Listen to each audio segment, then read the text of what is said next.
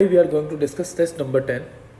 पहले क्वेश्चन से स्टार्ट करते हैं। First question is which of the following term best represents the situation when inflation and unemployment, दोनों ही है, इन्फ्लेशन भी है अनएम्प्लॉयमेंट भी है, आर एट हाइएस्ट लेवल, जो अपने हाइएस्ट लेवल पे हो in an economy which is contrary to Phillips curve.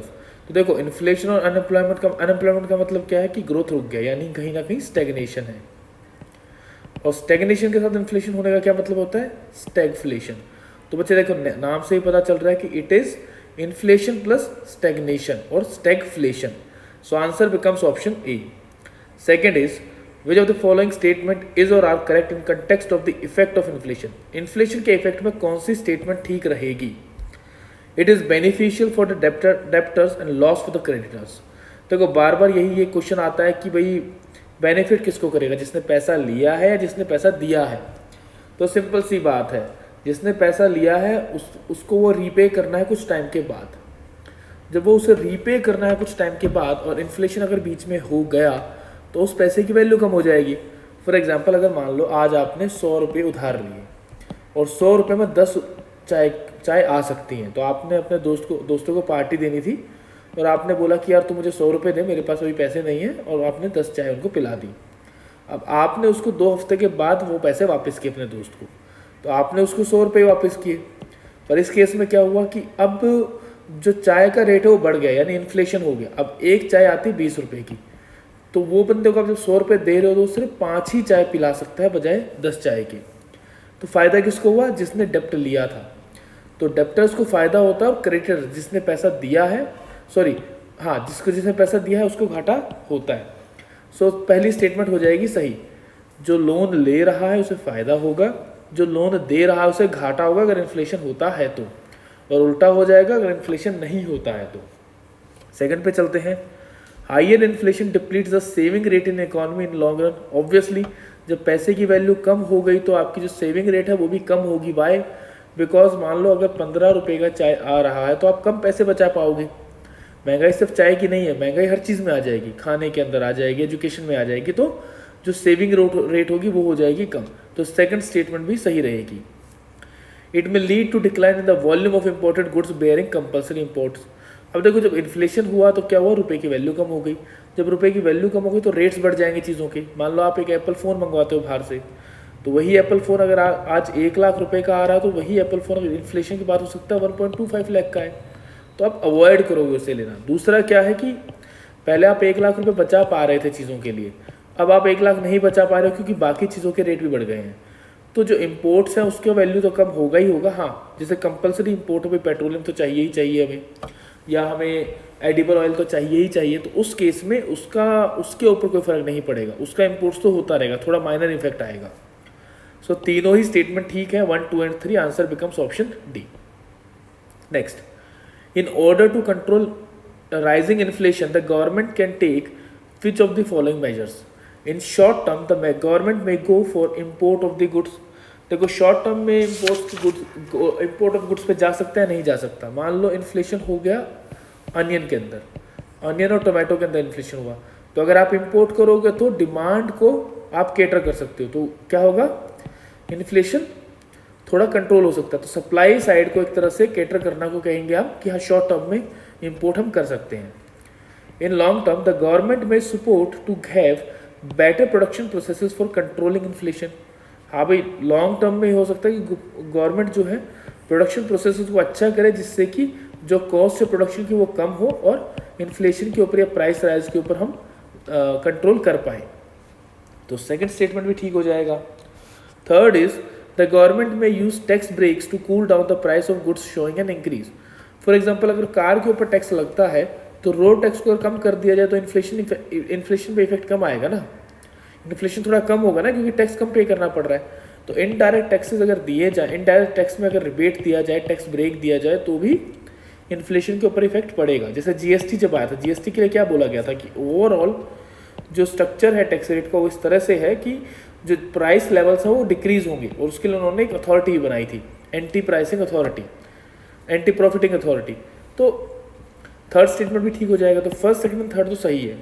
अब उसके बाद the government adopt a cheap monetary policy. देखो चीप मॉनेटरी पॉलिसी का मतलब ये है कि आप और ज़्यादा पैसा मार्केट में डाल रहे हो, यानी आप लिक्विडिटी बढ़ा रहे हो। लिक्विडिटी बढ़ाने से क्या होता है, इन्फ्लेशन और बढ़ता है। तो फोर्थ हो जाएगा wrong. So answer should be 1, 2 and 3, that is option D. Next पे चलते हैं, question number 4, which of the following is likely to be most inflationary in its effect. अब ये यूपीएससी ने भी क्वेश्चन पहले पूछा है। रीपेमेंट ऑफ पब्लिक डेप्ट, देखो जब पब्लिक डेप्ट आप पे करोगे तो मार्केट में पैसा वापस से जाएगा। भाई पेमेंट किसको होगा, बैंक को होगा गवर्नमेंट की तरफ से, तो बैंक के पास पैसा रहेगा तो वो पब्लिक में उस पैसे को डिस्ट्रीब्यूट कर सकता है। तो दिस इज राइट, इससे फर्क पड़ेगा। Borrowing from the public to finance a budget deficit, अगर मान लो पब्लिक से गवर्नमेंट ने पैसा लिया बजट फाइनेंस करने के लिए, तो at the end of the day वो इंफ्रास्ट्रक्चर वगैरह में जाएगा पैसा, तो घूम फिर के इकोनॉमी में आ रहा है, तो इससे भी फर्क पड़ेगा। Then borrowing from banks to finance a budget deficit, वो सेम ही है, जैसा बी का सर हुआ वैसा सी का भी होगा, तो तीनों ही ठीक लग रहे हैं। अब creating new money to finance a budget deficit, ये भी ठीक है। अब क्वेश्चन पूछ रहा है आपसे, इनमें से कौन सा मोस्ट इन्फ्लेशनरी है, सबसे ज़्यादा इम्पैक्ट किसका होगा। देखो इन तीनों में क्या है, सेम अमाउंट ऑफ मनी है मार्केट में, वही पैसा जो गवर्नमेंट के पास था वो पब्लिक के पास चला गया, कहीं पब्लिक के पास था तो गवर्नमेंट के पास गया और फिर दोबारा पब्लिक के पास आ गया। पर लास्ट वाले के अंदर क्या हो रहा है, आप नया पैसा बना के डाल रहे हो, तो ऑलरेडी अगर मान लो इकॉनमी के अंदर 100 लाख करोड़ रुपए पड़े हैं, तो अगर और पैसा प्रिंट करते हो तो वो बन जाएगा आपका 110 लाख करोड़, तो इससे इन्फ्लेशन और ज़्यादा बढ़ेगी। So answer should be option D, D should be your answer. Next पे चलते हैं, question number 5, which of the following tools can be used by RBI to lower the inflation, इनमें से कौन सा टूल हम यूज कर सकते हैं इन्फ्लेशन को कम करने के लिए। रिडक्शन इन बैंक रेट, अगर देखो बैंक रेट में आप रिडक्शन करोगे तो क्या होगा, पैसा हो जाएगा सस्ता, there will be cheap money, cheap money से क्या होगा, इन्फ्लेशन आएगा, तो दिस इज रॉन्ग। सेकंड होगा reduction in reverse repo rate, same effect होगा, तो ये भी गलत हो जाएगा। रिवर्स रेपो रेट से भी पैसा क्या जाएगा, चीप, और चीप होने की वजह से क्या होगा, there will be more inflation. Then increase in cash reserve ratio, ये सही है, क्योंकि कैश रिजर्व रेशो का क्या मतलब, वो पैसा जो बैंक्स को अपने पास रखना है और उसके ऊपर उनको कोई इंटरेस्ट भी नहीं मिलेगा, वो हार्ड कैश में उन्हें रखना होता है। तो अगर आप कैश रिजर्व रेशो को बढ़ा दोगे तो बैंक्स के पास कम एबिलिटी रहेगी पैसा लोन में देने की, तो दिस इज राइट। तो इससे आपने क्या किया, पैसे को चीप होने से बचा लिया, उसकी वैल्यू आपने बढ़ा दी, यानी आपने लिक्विडिटी को कम रखा। Next is increase statutory liquidity ratio, ये भी सही है। आप जब एसएलआर को बढ़ाते हो तो क्या होता है कि लिक्विडिटी डिक्रीज हो जाती है मार्केट में, जिससे कि इन्फ्लेशन को कंट्रोल किया जा सकता है। So answer becomes option C, CRR and SLR को इंक्रीज करना are quantitative tools adopted by RBI for inflationary trends और कंट्रोलिंग इन्फ्लेशन। नेक्स्ट आते हैं भाई क्वेश्चन नंबर 6 पे, चार चिनारी आइलैंड। देखो चार चिनारी आइलैंड के बारे में पूछा है, it's located in which one of the following lakes, Wular lake, वेमांटू ख्याल, देन पेंगोंग लेक और डल लेक। देखो अगर अब इस क्वेश्चन का नहीं पता कहाँ से क्वेश्चन आया, तो चिनार के पेड़ तो आपने सुना ही होगा, तो चार चिनारी तो कहीं ना कहीं चिनार के पेड़ से रिलेट हम कर सकते हैं। तो चिनार के पेड़ से अगर रिलेट करता हो तो चिनार हमें मिलता है हिमालयाज के अंदर, तो ये दो तो कट जाएंगे वैसे ही।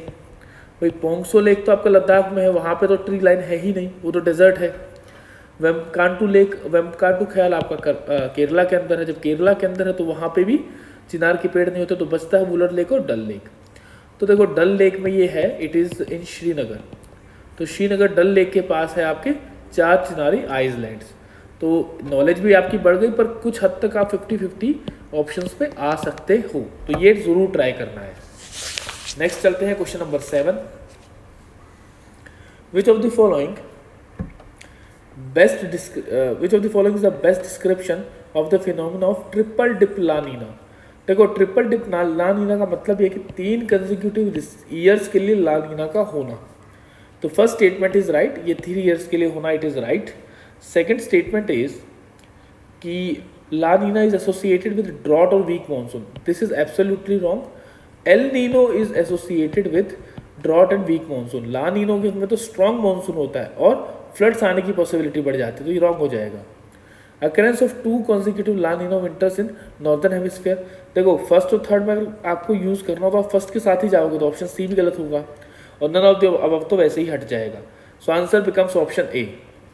Next is question number 8, Kutch cement plants Then second is Kendrapa, that is plumbing capital. Aranmulla is metal alloy mirror. तीनों ही स्टेटमेंट ठीक है, so answer becomes option D. तो ये आपकी नॉलेज बढ़ाने के लिए है, क्योंकि ये तीनों चीज़ें नहीं हैं, आई नो दिस थिंग। तो ये आपकी नॉलेज बढ़ाएगा क्वेश्चन, बजाय इसमें अगर गलती भी होती तो भी चलेगा, पर आपको ट्राई एक बार करना है। पर अगर गलत भी होता तो भी चलेगा, बिकॉज ये आपकी नॉलेज बढ़ाने के लिए क्वेश्चन था। Next is with reference to river Narmada, consider the following statements. It rises near Amarkantak range of a mountain in Madhya Pradesh. बिल्कुल सही है, यहाँ से 3 नदियाँ निकलती हैं अमरकंटक से। आपको तीनों के नाम बताने हैं, कौन से नाम इनके होते हैं। तो आज जाके एक बार मैप में चेक करना एटलस के अंदर कि अमरकंटक रेंज से कौन सी नदियाँ निकलती हैं। सेकेंड, तावा is the shortest tributary of Narmada. ये गलत है, क्योंकि शॉर्टेस्ट नहीं, ये लॉन्गेस्ट ट्रिब्यूटरी है, तो ये हो जाएगी wrong. First is right. Narmada canal project cover Saurashtra and Kutch. Obviously Narmada canal project जो आपका सरदार सरोवर डैम है, ये तीनों को करेक्ट करता है, तो थर्ड स्टेटमेंट भी राइट होगी। देखो फर्स्ट एंड थर्ड तो आपको पता होनी ही चाहिए, इनको तो आप हटा ही नहीं सकते, तो बी और सी तो अपने आप हट जाएगा। बच गया सेकंड ऑप्शन। तो देखो Narmada is an important river, तो एटलीस्ट इसकी मेजर ट्रिब्यूटरीज का आपको आइडिया रहना चाहिए, नहीं है तो अब ले लो idea. So answer becomes option A, that is 1 and 3 only. Next, question number 10. Peleus cloud formed over a cumulus or cumulonimbus cloud. देखो होता क्या है कि कुछ टाइम के लिए क्लाउड के ऊपर जो क्लाउड का बेस है वो पुश करता है कुछ मॉइस्ट करंट को ऊपर की तरफ, जिसकी वजह से वहाँ पे वाटर का कंडेंसेशन वो हो जाता है, तो वहाँ पे क्लाउड फॉर्म होता है, उसे हम बोलते हैं pileus cloud. So this first statement is right. Explanation में पूरा उसको समझाया भी हुआ, उसको एक बार पढ़ सकते हो। Second, the appearance of colors of the cloud is known as cloud irradiance. This statement is also right. तो answer becomes option C, both 1 and 2। दोनों के दोनों नए कॉन्सेप्ट हैं, तो आपकी नॉलेज बढ़ाने के लिए हैं, तो इस क्वेश्चन के गलत होने पर डरना मत। नेक्स्ट चलते हैं क्वेश्चन नंबर 11 पे। With reference to environment protection act of 1986, consider the following statement.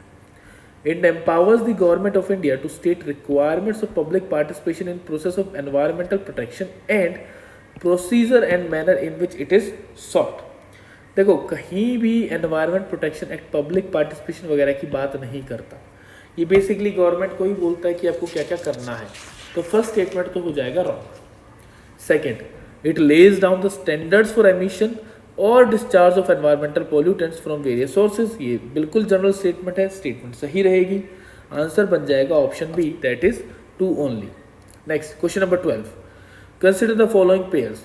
Asiatic lion is vulnerable, yes और नो, बताओ भाई वनरेबल होगा या नहीं होगा। नेक्स्ट देख लेते हैं, अफ्रीकन चीता क्रिटिकली एंडेंजर्ड, नहीं पता। एलिफेंट एंडेंजर्ड है या नहीं है। Then last is leopard least concern, है या नहीं है। देखो एशियाटिक लॉयन जो है वो वनरेबल में नहीं आता, एंडेंजर्ड में आता है। इंपॉर्टेंट है ना, बार बार न्यूज़ में पढ़ते हो। तो अब देखो ये 4 आपके पास और आ गए एनिमल्स। मैंने आपको बोला था कि लिस्ट बनाना शुरू करो, जो जो एनिमल्स इसमें आते जा रहे हैं उनका स्टेटस लिखते जाओ। तो ये आ गया, ये होगा एंडेंजर्ड में, तो ये फर्स्ट वन तो हो जाएगा रॉन्ग। सेकंड क्वेश्चन पूछ रहा है African cheetah, it is critically endangered, this is again wrong. It is vulnerable, ये वनरेबल स्टेटस में आता है, तो सेकंड भी रॉन्ग हो जाएगा। Then third is elephant. Elephant is endangered. Yes, this is right. Fourth one is leopard. Least concern. This is also wrong. क्योंकि ये होता है vulnerable.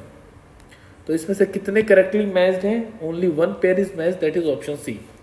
So basically आपकी knowledge को और improve करेगा। Next is question number 13. Which amongst the following pairs is or are correctly matched? Black Buck National Park, Jaisalmer. This is wrong because it is in gulf of Khambhat, ये gulf of खम्बत में है, तो map लो, इनको mark करो कहाँ कहाँ पर ये हैं। Second is Indian wild ass sanctuary is in gulf of Khambhat, this is wrong, it is in gulf of Kutch, तो ये गल्फ ऑफ कच्छ में है, तो सेकेंड भी रॉन्ग होगा, फर्स्ट भी रॉन्ग होगा। Then marine national park, this is right, it is in gulf of Kutch only, so option becomes answer A, that is answer becomes option A, that is 3 only. Next, consider the following statement with regard to the clouded leopard. Clouded leopard के respect में इसको देखो। It inhabits low elevation primary evergreen forest. Low elevation primary evergreen forest. Yes, this is right. वैसे clouded leopard का जो habitat है वो है नॉर्थ ईस्ट इंडिया में, अरुणाचल प्रदेश वगैरह में, फुटहिल्स ऑफ हिमालयाज में.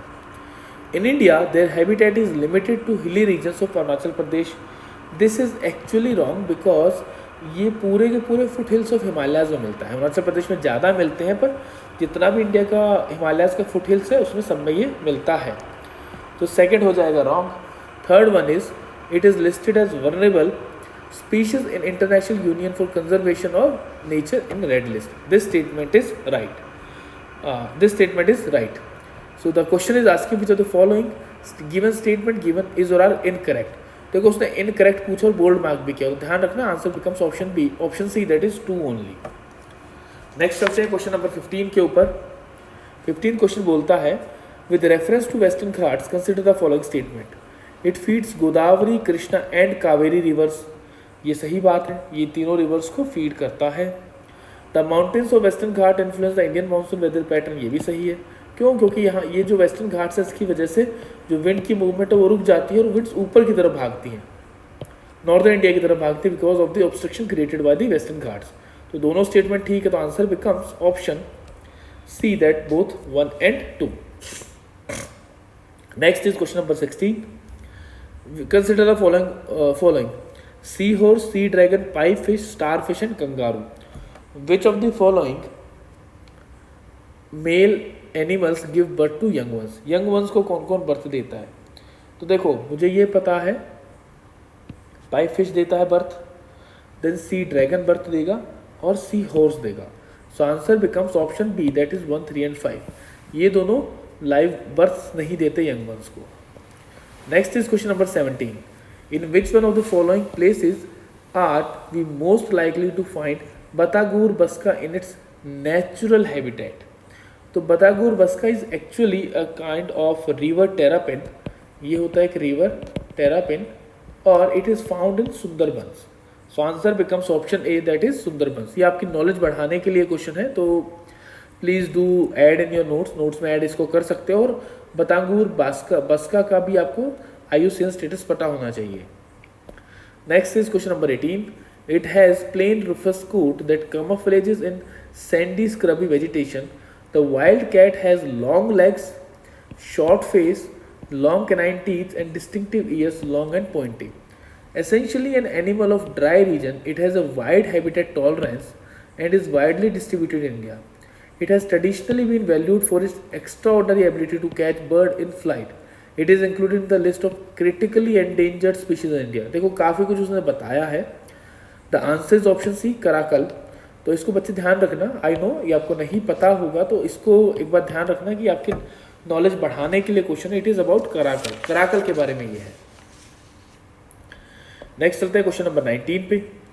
Which can be the impact of excessive inappropriate use of herbicides in agriculture. Reduction in air quality herbicide से हो सकता है. क्यों? क्योंकि जब हर्बिसाइड्स आप डालते हो तो वो इवेपोरेट भी होंगे सनलाइट में, तो उससे एयर क्वालिटी में एरोसोल्स वगैरह आ जाएंगे. तो first statement becomes right. Decrease resistance of weeds. भाई वीड्स की रेजिस्टेंस कम क्यों होगी? वो तो इंक्रीज होती रहती. होता ना कि हर्बिसाइड रेजिस्टेंट वीड्स आने शुरू हो जाते हैं, तो ये हर्बिसाइड्स उसकी रेजिस्टेंस भी बढ़ाते हैं, तो ये गलत हो जाएगा. Killing of aquatic animals like fish, ये बिल्कुल सही है, क्योंकि वो जब पॉन्ड्स वगैरह में जाएगा तो उससे एक्वेटिक एनिमल्स पे फर्क पड़ेगा. So answer here becomes which of the correct code हमें ढूंढना है, तो answer becomes option B that is 1 and 3 only. Next is question number 20. With reference to the Indian freedom struggle, N.D. Majumdar is well known for. He was the third person to start individual satyagrah. He established Bolshevik Party of India. देखो N.D. Majumdar was a communist, तो it is high possibility that Bolshevik Party of India इन्होंने बनाई हो. तो it was formed in 1939. अगर नहीं पता तो it should be added in your notes. अच्छा क्वेश्चन है ये कि बोल्शेविक पार्टी किसने बनाई थी, तो इट वॉज N.D. मजूमदार. तो कॉन्ट्रीब्यूशन था उनका इंडिया के लिए. नेक्स्ट हम चलते हैं क्वेश्चन नंबर 21 पे. The contribution of sir Tej Bahadur Sapru has been immense during the freedom struggle. In this regard, consider the following statement. He was chairman of the press committee in 1921. This statement is right. ये सही है. He was the member of committee which prepared Nehru report. ये बिल्कुल ठीक है, दिया हुआ है आपके स्पेक्ट्रम के अंदर. He played a significant role in signing of Gandhi Irwin Pact. ये भी बिल्कुल सही, उन्होंने ही ब्रोक की थी ये पैक्ट. So 1, 2, 3 तीनों correct, answer becomes option D, that is 1, 2 and 3. Which among the following allowed court of directors to manage the commercial affairs but created a new body like called board of control to manage the political affairs? Basic question है, पिट्स India act में ऐसा हुआ था. Board of control came during the Pitt's India act. This was the second act after regulating act. 23. Which among the following is correct about the Punjab land alienation act of 1900? देखो ये time था Lord Curzon का, तो पंजाब के अंदर there was a heavy resistance going on. तो उस time पे क्या हुआ, लॉर्ड कर्जन ने एक एक्ट निकाला जिसमें क्या हो रहा था कि जो फार्मर्स थे उनका जो लैंड था वो बार बार ये मनी लेंडर्स वगैरह एक्वायर कर लेते थे पैसा ना पे होने की वजह से. तो ये पंजाब लैंड एलिएशन एक्ट निकाला गया था इसी को स्टॉप करने के लिए. तो the answer becomes it put resistance on the transfer of land from agriculturist to non agriculturist. तो answer becomes option C. Option C इसका आंसर हो जाएगा. ठीक है, नेक्स्ट पे चलते हैं. Question number 24. It says with reference to historical significance of Mahakal temple of Ujjain, consider the following statement. It has only Jyotirling facing the south direction among all 12 Jyotirlings in India. बिल्कुल ठीक है, ये अकेला ज्योतिर्लिंग है जो south की direction में face करता है. एक्चुअली ये बोला जाता है कि साउथ की जो डायरेक्शन है वो डेथ की डायरेक्शन रहती है, तो ये ज्योतिर्लिंग डेथ की डायरेक्शन को फेस करता है. तो फर्स्ट स्टेटमेंट तो होगा correct. The temple in its present form has 5-storied structure built by महाराजा जय सिंह. तो दिस स्टेटमेंट बिकम्स रॉन्ग. ये स्टेटमेंट रॉन्ग हो जाएगी. थर्ड स्टेटमेंट पे हम लोग आएंगे. थर्ड स्टेटमेंट बोलती है कि it is mentioned in the early part of the Meghdoot composed by Kalidasa. This statement is right. ये स्टेटमेंट ठीक रहेगी. ठीक है, so answer becomes option C, that is 1 and 3 only. Next is question number 25. It is one of the earliest surviving brick temples of India. It is oldest remaining terracotta Hindu shrine with a roof and a high shikhar which paved the way for elaborate Nagara style of temple architecture in North India. The entrance into the sanctum shows one of the first uses of semi-circular doorways. Alexander Cunningham called this as the Hindu arch, which was peculiar to India. The above paragraph is talking about, देखो जो अबर paragraph आप क्या बोल रहा है, oldest remaining terracotta Hindu shrine and it is also talking about brick temple है ये. और नॉर्थ इंडिया में अगर आप बात करोगे तो सुब्रमण्य टेम्पल तो हटा दोगे, मुंडेश्वरी टेम्पल भी हटा दोगे. सॉरी, मुंडेश्वरी तो रख सकते हो. अब इसमें अर्लिस्ट की अगर बात की जाए तो earliest was the Bhitargaon temple of UP and it was built during the Gupta era. तो answer becomes option D, that is Bhitargaon temple. Next, with reference to India's culture and tradition, what is Kuttu Varisai? Kuttu Varisai क्या है? तो Kuttu Varisai it is a form of unarmed martial art practiced in South India. तो एक और अपने martial art वाले में add कर लो आप कुट्टू वरिसाई, तो नॉलेज आपकी ये इंक्रीज कर रहा है. नेक्स्ट है consider the following statement with respect to जब्ती और बंदोबस्त सिस्टम. ये आपकी मेडिवल हिस्ट्री में क्लियरली दिया हुआ है. अकबर ने इस सिस्टम को इंट्रोड्यूस किया था as a land revenue system. तो बाबर इंट्रोड्यूस द जब्ती और बंदोबस्त system of revenue collection. This is wrong. It was introduced by Akbar. It was a revenue collection system introduced by Akbar. Second is Todarmal's uniform system of land measurement was inspired by this system. This statement is right. The revenue was fixed on the average yield of the land assessed on the basis of past 10 years. This statement is also right. So answer becomes option B, that is 2 and 3 only. Next चलते हैं question number 28 पे. Consider the following statement about Padayani dance. Padayani dance के बारे में statement देखते हैं. क्या बोलती है पदयायनी डांस के बारे में statement? It is a martial dance performed in temples of Kerala. This statement is right. It is a part of UNESCO intangible heritage of humanity list. This is wrong. अगर आप अपना दिस बुक लिथित सिंघानिया पढ़ रहे हो तो उसमें इसका नाम कहीं दिखता नहीं और it is not a very well known. अभी मतलब कि our course of point of view से नहीं पता है इसका ज़्यादा. तो answer becomes option A, that is 1 only. तो अगेन एक और मार्शल डांस आपका आ गया, that is Padayani dance. Next, parliament can make laws for state list when 2 or more states request the same.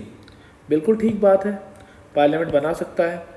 A law so enacted applies only to those states that have passed the resolution, ये भी सही है। Such a law can be amended or repealed either by parliament or state legislature। अब देखो इसमें state legislature का कोई role नहीं रहता, क्योंकि पार्लियामेंट ने लॉ बनाया और स्टेट्स ने खुद आके उनको बोला कि लॉ बनाओ, तो इसको सिर्फ पार्लियामेंट ही अमेंड कर सकता है। तो answer becomes option C, that is both 1 and 2। Next, consider the following statement with reference to attorney general of India, AG के हिसाब से। Article 76 of the Indian constitution provides for the appointment of the attorney general of India, right है। The person should be eligible to be appointed as जज of the high court, ये भी सही है, बिल्कुल क्लियर कट है। As per the constitution of India, attorney general submits his resignation when government of India government resigns और changes. देखो constitution कुछ नहीं कहता कि अटॉर्नी जनरल को रिजाइन करना है या नहीं करना है, वो अपॉइंटमेंट की बात करता है, गवर्नमेंट चाहे कभी भी उसको हटा सकते है, ये बोलता है। तो it is nowhere mentioned. Actual में क्या होता है, जब गवर्नमेंट जाती है तो कन्वेंशन है कि अटॉर्नी जनरल भी रिज़ाइन कर ही देता है, बिकॉज जो नई गवर्नमेंट आएगी वो अपने हिसाब से अपना लॉ ऑफिसर रखेगी, तो out of courtesy the attorney general resigns. तो answer becomes option B, that is 1 and 2 only. चलते हैं क्वेश्चन नंबर 31 के ऊपर। Consider the following in the context of financial emergency. Central government can issue direction to state to observe a financial propriety. बिल्कुल सही बात है भाई, financial emergency आ गई है तो इस टाइम पे सेंट्रल गवर्नमेंट बोल सकता है स्टेट्स को कि थोड़ा सा भाई खर्चों को अपना को कंट्रोल करो, फालतू के खर्चे मत करो। प्रेजेंट में issue direction for the reduction of salaries and allowances of the employees of the union government except the जजेस of the supreme court and high court. Only during a financial emergency the जो जजेस और supreme court और high court की जो salary है उसको कम किया जा सकता है। तो this statement becomes wrong. The जजेस की सैलरी को कम किया जा सकता है during the time of financial emergency. It has been declared only once so far during the financial crisis of 1991। ये बिल्कुल गलत है, आज तक इंडिया ने कभी फाइनेंशियल इमरजेंसी डिक्लेयर नहीं की। तो answer becomes option A, that is 1 only. 32.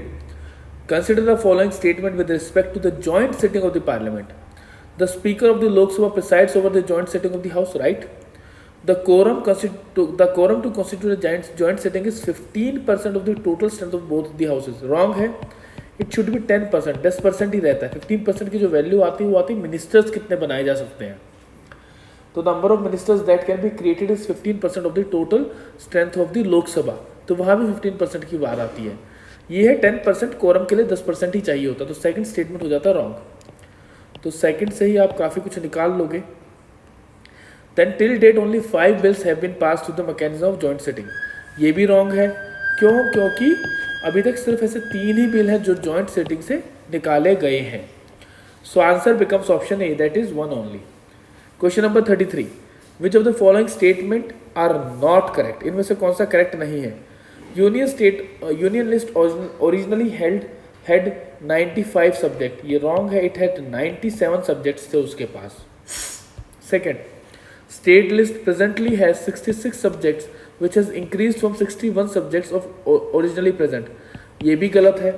पहले 61 थे, उसके बाद अब पहले 66 थे, अब 61 हो गए हैं। So second statement also becomes wrong. Third one is 42nd Amendment Act transferred 5 subjects from the concurrent list to the state list. अब ये भी गलत है, concurrent से नहीं गया था, state list से concurrent list में गया था, तो थर्ड भी wrong हो जाएगा। तो आंसर क्या होगा? none of the above, नहीं। क्वेश्चन देखो, क्वेश्चन कह रहा है नॉट करेक्ट, तो नॉट करेक्ट हमें बताना, तो क्वेश्चन का ध्यान रखना है। The answer should be option C, that is 1, 2 and 3। Next पे चलते हैं। Match the pair 1 with pair 2 in terms of information technology, that is spline internet.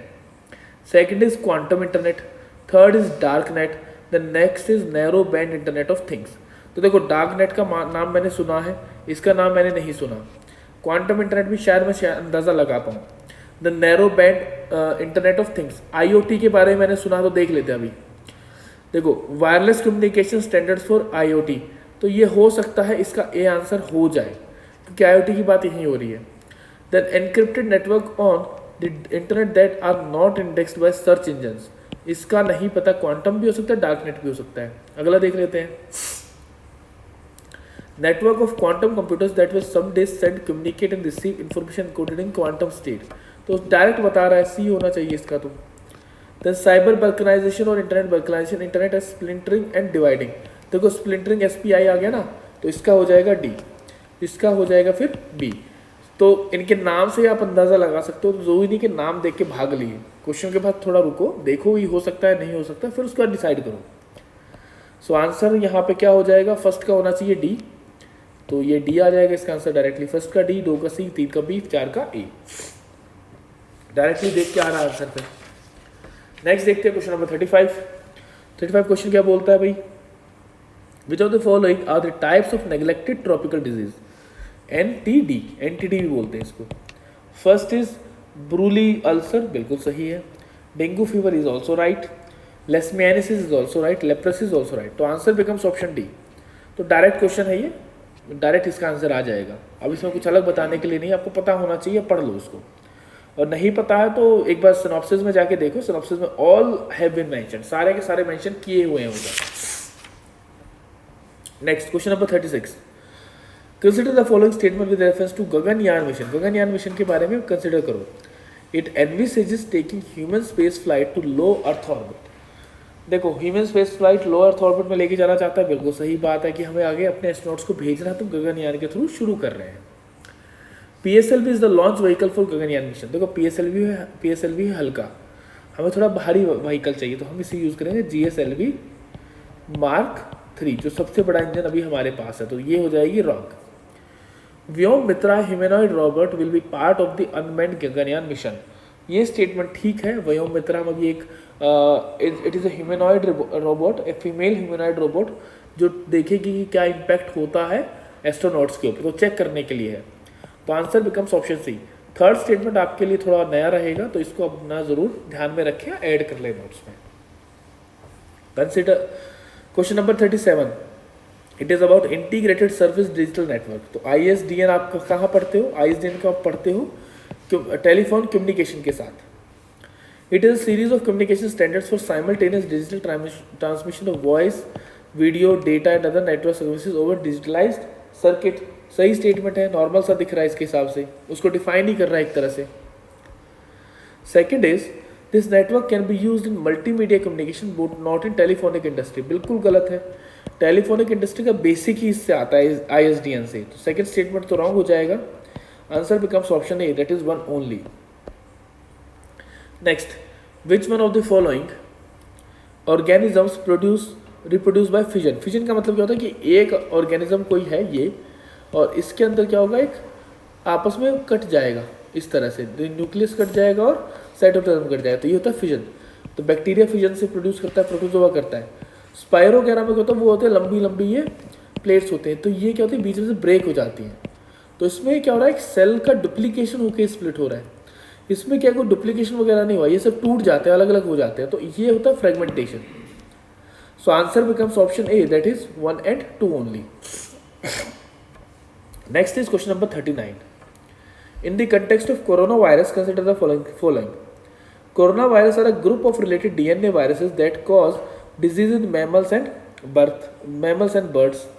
The first statement is wrong. क्यों? क्योंकि ये RNA वायरस होता है, ना कि DNA virus. Second, while alpha and beta genera are derived from avian and pig viral genome pools, gamma and delta genera are derived from bat viral gene pools. तो ये भी गलत है, इसका उल्टा दिया हुआ है। अल्फा और बीटा जो है वो आते हैं आपके वायरल जीन पुल में, वो आते हैं एवियन के अंदर, और डेल्टा वाले जो आते हैं वो आते हैं एवियन और पिग के अंदर, और अल्फा बीटा आते हैं वायरल जीन पुल के अंदर। तो दोनों ही स्टेटमेंट्स रॉन्ग है, तो आंसर बन जाएगा option C, that is both 1 and 2।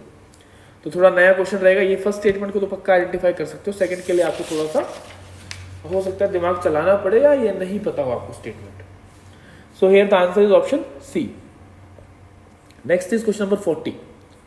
वो बोलता है with regard to working of rocket system, which of the following principles is applied during their launch? तो it is about conservation of mass. Initial phase में conservation of mass 0 होता है, मतलब conservation of momentum रहेगा, sorry. तो momentum जो पहले था वही momentum बाद में होगा। तो पहले mass is high but speed is 0। फिर दूसरे केस में क्या होगा, मास कम हो रहा है और स्पीड बढ़ रही है इस तरफ, तो वो जो मोमेंटम है वो अपने आप को कंजर्व कर लेता है। तो answer becomes option C. Next is 41।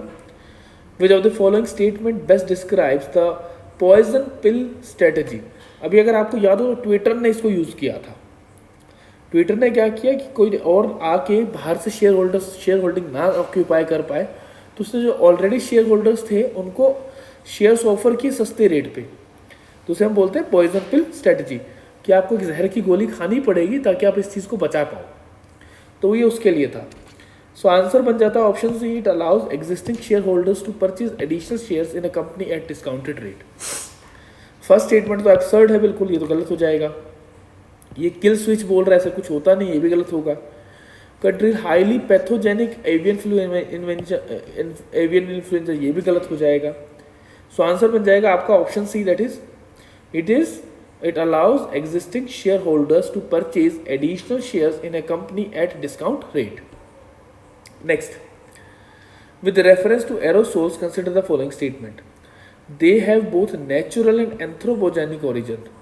Aerosols के होते हैं भाई, नेचुरल होते हैं, मतलब कि जैसे वोल्केनो वगैरह उसमें एरोसोल्स निकलते हैं। एंथ्रोपोजेनिक तो ऑब्वियसली है ही, हमारे पेंट्स हो गया या आपके डिओड्रेंट्स वगैरह हो गए, नेल पॉलिश हो गया, उससे एरोसोल्स निकलते हैं। तो first statement is right.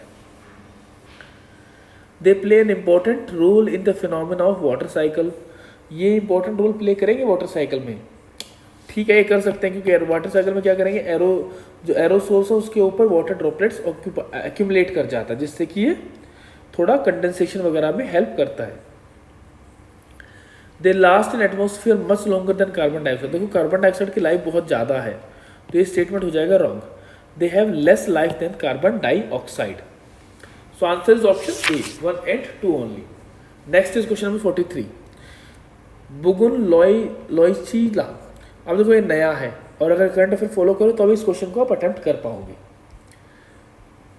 It is a migratory bird found seasonally in eagle nest wildlife sanctuary of Arunachal Pradesh. ये गलत है।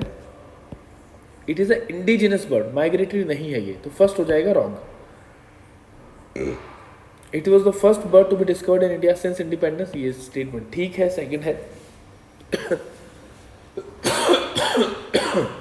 Third,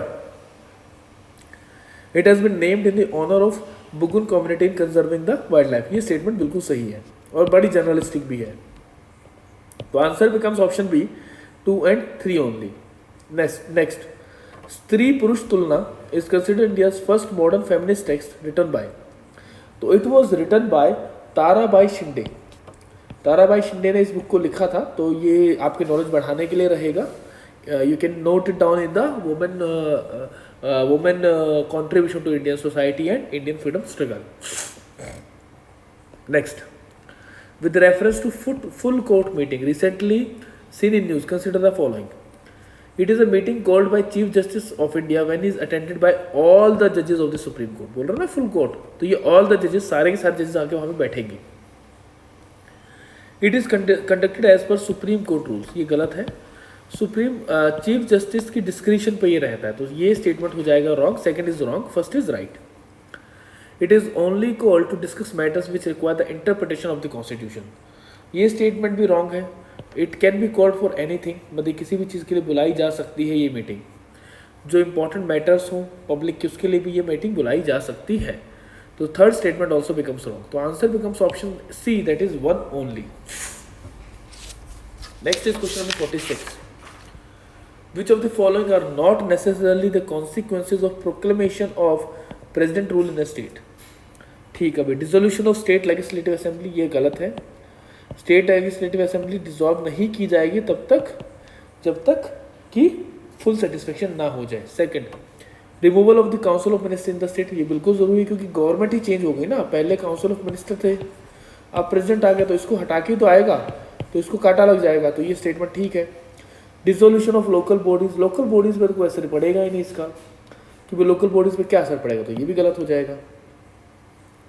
select the correct answer with respect to the code given below. तो इसने बोला है कि कौन सी चीज़ें नॉट नेसेसरली कॉन्सिक्वेंस होगा, कि किन के ऊपर फर्क नहीं पड़ने वाला। तो it becomes option B, that is 1 and 3 only.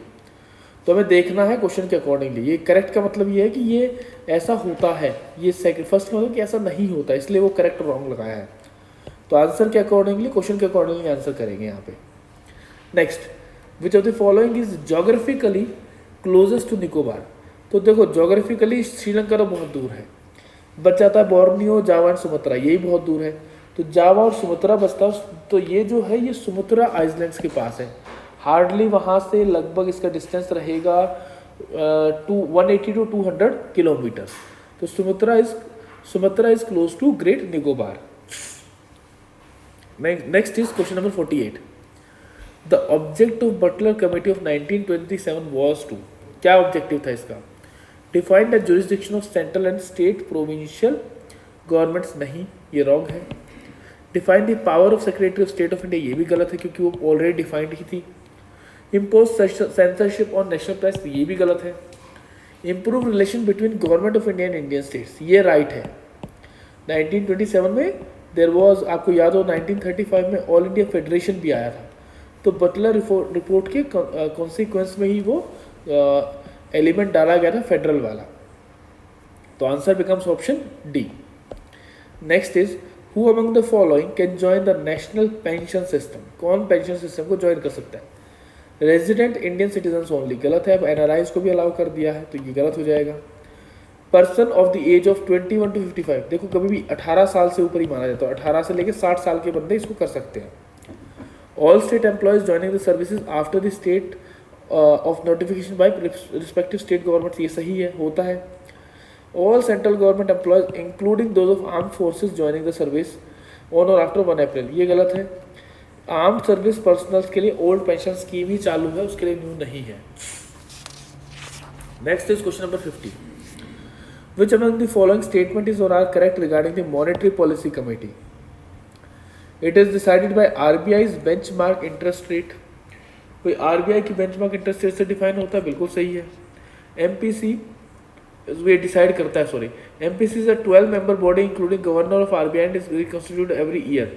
देखो it is a 6 member committee, 3 रहेंगे गवर्नमेंट की तरफ से, 3 रहेंगे आरबीआई की तरफ से। It functions under the chairmanship of union finance minister, wrong है, वो चेयरमैन उसका आरबीआई वाला हो, आरबीआई गवर्नर होता है। तो देखो बेसिक क्वेश्चन है, आपको ये पता होना चाहिए। तो answer becomes option A, that is 1 only. Next पे चलते हैं, question number 51। The IMF has pointed out that fast growing economies of Asia face the risk of falling into middle income trap. ठीक है, ये IMF की study आई है। It means that average income in these countries which till now have been growing rapidly will stop growing beyond a point that is well short of income in the developed West. ठीक है, तो ये इसने इसका meaning बताया है middle income trap का। The IMF identifies a number of causes of middle income trap, none of which is surprising, from the infrastructure to weak institutions to less favorable macroeconomic condition। तो ये अब इसके बता रहा है क्या reasons हैं। But the broad overall cause IMF sees is a collapse in the growth of productivity। तो उसने यहाँ पे भी रीज़न ही बताया, पर यहाँ पे प्रोमिनेंट रीज़न बताया है। अब ऑप्शन देख लेते हैं। Which among the following is the most logical, rational and critical inference that can be drawn from the passage? Once a country reaches middle income stage, it runs the risk of falling productivity which leads to stagnant income। हो सकता है, I am not saying होएगा, पर ये ठीक ही लग रहा है, चल जाएगा। Falling in middle income trap is general characteristics of fast growing economies। ये कहीं भी रिलेट नहीं करता, फास्ट ग्रोइंग इकोनॉमीज की बात कहीं नहीं की इसने, तो ये कट जाएगा। There is no hope at all for emerging Asian economies to sustain the growth momentum। देखो उसने रीजन बताया तो उसका सॉल्यूशन भी निकलेगा, तो ये अगेन फिर रॉन्ग हो जाएगा। As regard growth of productivity, the performance of Asian economies is not satisfactory, this is again wrong। उसने satisfactory not satisfactory की बात की ही नहीं। तो मोस्ट अप्रोप्रिएट क्या बन गया? Option A, that is once a country reaches middle income stage, it runs the risk of falling productivity which leads to stagnant incomes। Next, question number 52. The age of Mr. X last year was square of the number that it would be the cube of the number next year। तो ये बोल रहा है कि last year क्या था और अगले साल क्या होगी। तो उसने बोला मान लो मैं अगर आज की बात करूं तो ये आज का टाइम है 2023, तो 2022 में उसकी एज थी x, 2023 में 2024 में उसकी एज हो जाएगी x+1 x+2। ये हो जाएगा x+1। ऐसे ही होगी ना कि भाई आज मेरी एज मान लो है 20 ईयर्स, तो एक साल पहले 19 थी और अगले साल हो जाओगी 21, तो ये हो गया x और x+2 बन गया 21। तो ये चीज़ समझ आई। अब ये कह रहा है कि जो x है वो किसी एक नंबर का स्क्वायर है और जो x+2 है वो किसी दूसरे नंबर का क्यूब है। तो ऐसा कैसे होगा? तो अब देखो a³ और b³ हमें निकालना, और ये पूछा है कि कितने साल के बाद दोबारा ये जो इसकी एज है ये किसी और नंबर का फिर से क्यूब बन जाएगी। तो अभी देख लेते हैं, पहले स्क्वायर और क्यूब निकाल लेते हैं। स्क्वायर की अगर हम बात करें तो 1 होता है, देन 4 होता है, देन यू हैव 9, मैं स्क्वायर बता रहा हूँ, 1 का स्क्वायर, ये 2 का स्क्वायर, ये 3 का स्क्वायर, देन यू हैव 25। तो देखो हमें क्या निकालना है, हमें ऐसा नंबर निकालना है स्क्वायर और क्यूब में, मतलब ये स्क्वायर्स हैं और यहाँ पे मैं क्यूब्स लिखूंगा, इस तरफ में क्यूब लिखूंगा। तो ऐसा नंबर हमें निकालना है जिसमें 2 का डिफरेंस हो। देखते हैं अब आगे, ये 36 होगा, ये 49 होगा, then it will be 64, then next आ जाएगा आपका 9³ 81 और 100 10³ यहाँ पे देखते हैं 1 8, then we have 16, then we have, sorry हमें यहाँ पे क्यूब्स निकालने हैं, हमने गलत कर दिया। तो ये 8 हो जाएगा 2 का क्यूब, 3 का क्यूब हो जाएगा 27, 4 का क्यूब हो जाएगा 64, 5 का क्यूब हो जाएगा 125, 6 का क्यूब हो जाएगा 216। ठीक है, तो देखो a³ and b, a² and b², तो ये जो है 25 और 27 के बीच में 2 का डिफरेंस आ रहा है। तो यानी 2 साल पहले उसकी एज थी 25, अब उसकी एज है 27। तो दिस इज क्यूब ऑफ 5, ये 5 का स्क्वायर है, and this is cube of 3। तो इसने यही बोला ना, मिस्टर एक्स की जो लास्ट एज थी वो स्क्वायर है एक नंबर का, तो अगर 25 एज है तो स्क्वायर है एक नंबर का, और 2 साल के बाद जो उसकी एज होगी वो क्यूब बन जाएगा किसी नंबर का, तो ये इसका 3 का क्यूब बन गया। अब ये पूछ रहा है नेक्स्ट सिचुएशन कब आएगी कि इसकी जो एज है वो क्यूब बन जाए। तो देखो 64 इज द नेक्स्ट क्यूब, जो 64 है वो क्यूब बनेगा 4 का। तो 27 और 64 में डिफरेंस निकाल लो, कितना आता है, it comes to be 7, and 27 है आपका, तो 27 के हिसाब से इट कम्स टू बी 37। 37 क्या है, आपने किसके पॉइंट ऑफ व्यू से निकाला है 27 को, एक साल आने वाले बाद के। ठीक है, तो आंसर बिकम्स आपका 38, इसमें एक प्लस हो जाएगा तो आंसर क्या बन जाएगा 38। सो आंसर इज योर 38। नेक्स्ट चलते हैं क्वेश्चन नंबर 53 पे। क्वेश्चन नंबर 53 बोलता है 2 boys and 2 girls are to be arranged in a row so that the girls are not next to each other. How many possible arrangements are there? देखो या तो इसको permutation combination से कर लो, नहीं तो मैं आपको एक सिंपल सॉल्यूशन दे देता हूँ कि आप थोड़ा बहुत इन सिंपल क्वेश्चंस को कैसे सॉल्व कर सकते हो अगर आपको परम्यूटेशन कॉम्बिनेशन नहीं आता तो basically hit and trial method ही हम करेंगे, या बेसिक एक्सपेंड मेथड हम करेंगे, रीजनिंग वाला मेथड से करेंगे। तो मान लो boys are B1 B2 and girls are G1 G2। तो अरेंजमेंट कैसे हो सकता है, एक अरेंजमेंट तो ये हो जाएगा G1 B2 G2, then it is B1 G2 B2 G1, हो गया एक। दूसरा हो जाएगा B2 G1 B1 and G2, दूसरा हो जाएगा B2 G2 B1 and G2, हो गया। अब गर्ल्स को ऊपर ले आते हैं और बॉयज़ को नीचे, तो यहाँ पे हो जाएगा G1 B1 G2 B2। इसी तरह से B1 और B2 को हम चेंज कर सकते हैं, B2 और B1 हो जाएगा। फिर हम लोग G2 और G1 को चेंज करके ये बना देंगे, G2 is B2 G1 and B1, ये बन गया। तो ये हो गए 8। उसके बाद हम ये भी तो कर सकते हैं, गर्ल्स को एक्सट्रीम पे रख लें, G1 B1 B2 and G2, इसके फिर दोबारा 4 कॉम्बिनेशन टोटल बन जाएंगे, तो टोटल हमारे पास 12 कॉम्बिनेशन आ गए। तो आंसर बन गया आपका ऑप्शन सी, दैट इज 12। तो आप इस तरह से भी क्वेश्चन को सॉल्व कर सकते हो। Now next is question number 54, ये बड़ा अच्छा क्वेश्चन है। क्वेश्चन से इज, इसको मिटा देते हैं पहले पूरा पिछले वाले को। हाँ, क्वेश्चन से is direction for following 2 question items consider the given information. तो क्वेश्चन बोलता है कि 8 रेलवे स्टेशन है, 8 रेलवे स्टेशन हम बना लेते हैं, A B C D, थोड़ा मुझे पेज चाहिए होगा यहाँ पे, तो इसको मैं थोड़ा सा दूसरे एंगल से करते हैं यहाँ पे। A B C D E F G और एच, ये बोला इसने। अब ये कह रहा है ठीक है, या तो ये 2 वे पैसेज से कनेक्ट है या 1 वे पैसेज से कनेक्ट है। तो पहले ये बता रहा है 1 वे पैसेज वालों को। 1 वे पैसेज में क्या बोलता है, सी टू ए, कि सी से बंदा ए की तरफ आ सकता है, सही है। देन बोलता है ई टू जी, ई टू जी कहाँ पर, ई टू जी भी जा सकता है। तो हम ऐसा करते हैं, जब आगे की तरफ जाएगा तो नीचे से बना देते हैं, उल्टा जाएगा तो ऊपर की तरफ से बनाएंगे। तो ये बन जाएगा E to G. Then E saying B to F, B to F कैसे जाएगा, बी टू एफ जाएगा इस तरह से।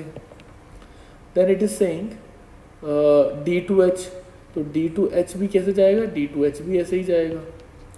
Then it is saying D to H हो गया। देन आपका है जी टू सी, तो जी टू सी इस तरह से मूव करेगा, ठीक है भाई। देन ई टू सी भी ये इस तरह से मूव करेगा। देन आपका एच टू जी, एच टू जी इस तरह से मूव करेगा, ठीक है। अब ये कह रहा है 2 वे पैसेज, 2 वे पैसेज के लिए मैं कलर चेंज कर लेता हूँ, ब्लू ले लेता हूँ। तो 2 वे पैसेज में कैसे करवा रहा है ये, ए टू ई, तो ये हो जाएगा ए टू ई, तो ये 2 वे है, दोनों तरफ जा सकता है। देन दूसरा ये बोल रहा है कि ए टू ई हो गया। Then G to B, G to B उल्टा जाएंगे हम लोग तो ऊपर की तरफ बना लेते हैं इसको, जी टू बी हो गया। Then you have F to D, F to D नीचे ऊपर की तरफ से बना लेंगे तो एफ टू डी हो गया। Then you have F to D हो गया आपका। देन ई टू डी, तो फिर आपका आ जाएगा लास्ट ई टू डी। अब क्वेश्चन पूछ रहा है, while travelling from C to H, which of the following station must be passed through, इनमें से कौन सा स्टेशन पास होना ही चाहिए। सो क्वेश्चन में क्या बोल रहा है कि while travelling from C to H, which of the following station must be pass through, इनमें से कौन सा स्टेशन पास करना ही पड़ेगा। तो देखो एच से लेके सी से लेके एच का रूट बना लेते हैं, कैसे बनेगा। अगर एच तक पहुंचना है तो सबसे पहले आपको, मैं थोड़ा पेन दूसरा यूज़ करता हूँ, अगर एच तक जाना है तो एच तक जाने का सिर्फ एक ही रास्ता है, डी के थ्रू। तो डी तो जाना ही पड़ेगा। अब अगर डी तक आना है तो कौन सा रास्ता बन सकता है, या तो आप ई से आ सकते हो या आप एफ से आ सकते हो। देखो इसमें देखो, या तो आप एफ से आ सकते हो या आप ई से आ सकते हो, तो यही 2 रास्ते हैं जिसमें आप डी तक पहुंच सकते हो। तो हमारे पास जो रास्ता बनेगा वो इस तरह से बनेगा, एच डी, और एक हो सकता है ई के थ्रू, एक हो सकता है एफ के थ्रू। अगर आप एफ के थ्रू आप आते हो, या पहले ई के थ्रू ले लेते हैं, ई के थ्रू अगर आना है तो ई तक जाने का क्या रास्ता है, ई तक जाने का रास्ता आपका कोई बनता ही नहीं है। ई तक आप किसी और रास्ते जा ही नहीं सकते, ई से सिर्फ 3 ही रास्ते निकलते हैं। ई से अगर आपको जाना है तो आप ए के थ्रू आ सकते हो। देखो ई तक, ई से 2 रास्ते बाहर निकलते हैं आपका, एक तो जी की तरफ बाहर निकलेगा और एक निकलेगा सी की तरफ बाहर। तो ये तो बाहर निकलने वाले रास्ते, क्रॉस रास्ते कौन से हैं, डी और ई और ए और बी। ए से आप ई तक जा भी सकते हो और ई से ए तक की तरफ भी आ सकते हो। तो आप ए की ई से ए पे आना पड़ेगा, तभी आप ई पे जा पाओगे। अगर ए पे आपको आना तो क्या रास्ता बनता है, आप सी के थ्रू आ सकते हो। तो ये रास्ता बनेगा सी ए ई डी एच, ठीक है। एक तो ये रास्ता बन गया। दूसरा, अगर एफ के थ्रू जाना है तो एफ तक जाने का क्या रास्ता बनता है, एफ तक आने के सिर्फ एफ 2 ही जगह कनेक्टेड है। एक तो आपका डी से कनेक्ट करता है और एक आपका बी से कनेक्ट करता है। तो ये हो जाएगा आपका बी, बी से आप एफ की तरफ जा सकते हो। बी तक जाने का क्या रास्ता है, बी और सी को कनेक्ट करवाना है अभी। तो बी से बी पे आ कैसे सकते हैं, बी पे आने के लिए आपको जी से आ सकते हो। तो बी 2 जगह कनेक्टेड है ना, एफ और जी पे। तो एफ पे तो आप चले गए, तो जी पे आपको पहले आना पड़ेगा, तभी आप बी तक पहुंच पाओगे। तो जी पे आ गए। जी पे आने का क्या रास्ता है, जी पे आने का रास्ता आपका एक ही बनता है, ई के थ्रू या एच के थ्रू। एच पे तो वैसे जाना ही है, तो ये तो कट जाएगा। तो आपका ई और जी बन गया। तो आपको ई के थ्रू या आप जी पे आ सकते हो। जी पे अगर आना, ई पे अगर आना है तो आप ए के थ्रू आओगे या सी के थ्रू आओगे। तो at the end of the day आपका जो रास्ता बनेगा वो इस तरह से बनेगा, C A, then you have E, then you have 2 ways. या तो आप डी और एच को डायरेक्टली जाओ, या आप थोड़ा घूम के जाओ। ये जी बनाओ, बी बनाओ, एफ बनाओ, फिर आप डी बना के निकलो। तो दोनों ही रास्ते में अगर हम देखें तो किसमें मैंडेटरली आपको गुजरना पड़ेगा। मैंडेटरली गुजरने के रास्ते 2 ही हैं, आपको इन तीनों से मैंडेटरली गुजरना पड़ेगा, इन चारों से, बल्कि सी, ए, ई और डी से। तो सी नहीं है यहाँ पे, ई है, बी और एफ नहीं, बी या एफ नहीं चाहिए, तो आंसर बन जाएगा ऑप्शन बी। तो अगर आपको सी से एच पे जाना है तो आपको हमेशा ई से गुजरना ही पड़ेगा, ये क्वेश्चन ने हमसे पूछा था। नेक्स्ट क्वेश्चन पे आते हैं। नेक्स्ट क्वेश्चन बोलता है आपका, ये काट देते हैं एक बार थोड़ा सा, आपको आई गेस समझ आ रहा होगा कि हम बैकवर्ड जा रहे हैं, आगे नहीं जा रहे हैं, बैकवर्ड जा रहे हैं, तभी हम रास्ता निकाल पाएंगे, वरना रास्ता नहीं निकाल सकते। How many different ways can a train travel, ये नेवल नहीं होगा, ट्रेवल होगा, from F to A without passing through any station more than once. F to A जाना है हमें, एफ टू ए जाना है बिना किसी स्टेशन में 2 बार पास किए हुए। तो पहले रास्ते निकाल लेते हैं एफ तक जाने का क्या होगा। एफ तक अगर जाना तो कैसे जा सकते हो, एफ तक जाने के 2 रास्ते हैं, या तो आप बी के थ्रू जाओ या डी के थ्रू जाओ। तो हम ऐसे बना लेते हैं, एक हो जाएगा आपका बी, एक हो जाएगा D. Sorry, F to A जाना है तो हम ए से निकालेंगे रास्ता, बजाय एफ का निकालने के बजाय, मतलब हमें डेस्टिनेशन पहले लिखना होगा। तो ए पे अगर जाना है तो आप कैसे जा सकते हो, या तो आप जा सकते हो ई के थ्रू, या आप जा सकते हो सी के थ्रू, यही 2 रास्ते बनते हैं। अगर आपको ई पे जाना है, ई पे जाने के लिए क्या रास्ता है, ई पे आ जाने के लिए आपके पास सिर्फ 2 ही ऑप्शन, आपके पास सिर्फ एक ही ऑप्शन है, दैट इज़ डी। अगर आप डी से जाओगे तभी आप ई तक पहुंच सकते हो, तो आपके पास एक ही रास्ता है। अगर डी पे आपको जाना है तो डी पे आप कैसे जा सकते हो, डी पे जाने के लिए आप डायरेक्टली एफ से आ सकते हो। तो एक रास्ता तो बन गया एफ डी ई ए, एफ डी ई ए, एक रास्ता ये बन गया। दूसरा कोई रास्ता जिस पे एफ पे आप, डी पे आप जा पाओ। डी पे जाने के लिए आपके पास सी रहेगा, सी से फिर आप ई पे जाओगे, तो अभी नहीं बना। चलो फिर आगे चलते हैं। आगे चलने के लिए सी है, तो अगर सी पे जाना है तो क्या रास्ता रहेगा, सी पे जाने के लिए आपके पास एक तो बन जाता है जी, एक तो आपको जी बनेगा कि भाई आप जी से सी पे आ सकते हो, और क्या बनेगा आपका, आप ई से भी आ सकते हो सी पे, तो आप ई से भी सी पे आ सकते हो, ठीक है। तो ई से सी पे आ सकते हो और जी से सी पे आ सकते हो, तो एक और रास्ता में मिल गया। आप सी पे आप आ गए, 2 ही रास्ते बनते हैं इस पे आने के। उसके बाद सी पे अगर आप आ गए हो तो सी के बाद, सॉरी जी पे अगर आप आ गए हो तो जी के लिए क्या बनेगा, जी पे आने का सिर्फ एक ही रास्ता है, वो एच के थ्रू, या वो भी ई के थ्रू बनता है, या तो आप ई से आ जाओ या एच से आ जाओ, यही 2 रास्ते बनते हैं। तो भाई ये ऐसे भी बन जाएगा, ठीक है। एच के थ्रू अगर आप आते हो तो एच पे जाने का एक ही रास्ता है, that is through D, D के थ्रू आ सकते हो। तो डी पे आने के लिए क्या रास्ता बनता है आपका, डी पे आने के लिए दोबारा से या तो आपको ई पे जाना पड़ेगा या एफ पे जाना पड़ेगा। तो ई वाला तो कैंसिल हो जाएगा, वो तो पॉसिबल नहीं है। एफ पे आप जा सकते हो directly, D F G H से जा सकते हो। तो आपके रास्ते क्या क्या बन गए, आपके रास्ते ये बन गए, F D H G C A, then F D H G H G E A, और एक रास्ता और क्या बन जाएगा आपका, F D E C A, F D E C A. तो आपके बन गए 4 रास्ते। तो answer becomes option D, that is 4। तो इस तरह से इस क्वेश्चन को सॉल्व आप कर सकते हो। तो थोड़ा सा बस ये है कि समझना है कि करना क्या है। तो जहाँ पहुँचना है इसको डेस्टिनेशन के पॉइंट ऑफ व्यू से सॉल्व करो क्वेश्चन को, कि भाई उस पोजीशन में पहुँचने के लिए कौन से रास्ते हमारे पास बनते हैं। जैसे एच पे आने के लिए सिर्फ एक ही रास्ता है कि डी के थ्रू ही आ सकते हो, किसी कोई रास्ता ही नहीं है एच पे आने के लिए। जी पे अगर पहुँचना 2 रास्ते हैं, या तो एच के थ्रू आओ या ई के थ्रू आओ।